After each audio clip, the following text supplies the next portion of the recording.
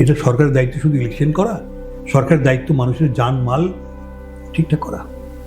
কোথার থেকে নপুংসক চলে এসছে, মানে ইম্পর্টেন্ট একটা ইম্পর্টেন্ট লোকের বিয়ে করা যেমন অধিকার নেই, ভয়েড অ্যাবিনিশিও, সেরকম ইলেকশন কমিশনের ইলেকশন করার অধিকার থাকা উচিত নয়। It should be void অ্যাবিনিশিও।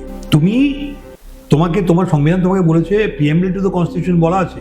যাকে এইসব নিয়ে ওটা অনেক বিরাট বিরাট আলোচনার ব্যাপার। আমি পিআইএল করছি, পাবলিক ইন্টারেস্ট এডুকেশন। আমি মানে কি, আমি অ্যাডভোকেট। শিবসেনা, স্বাভিমান পার্টি, তারপরে আরও 4-5টা হিন্দুত্ববাদী পার্টি, এরা সবাই বলেছে, আমি পিটিশনে লিখেছি, ভাই যেরকম একটা সুগারের রোগী অপারেশন করা হয় না, তাকে সুগারটা ঠিক করতে হয়, করে অপারেশন করতে হয়। তুমি একটা অপারেশন করছো ইলেকশন, প্রত্যেক বছর মারামারি হয়, লজ্জা লাগে না? আইন ব্যবস্থা এই যে জজ সাহেবগুলো বসে আছে দিনের পর দিন, লোকে বিচার পাচ্ছে না।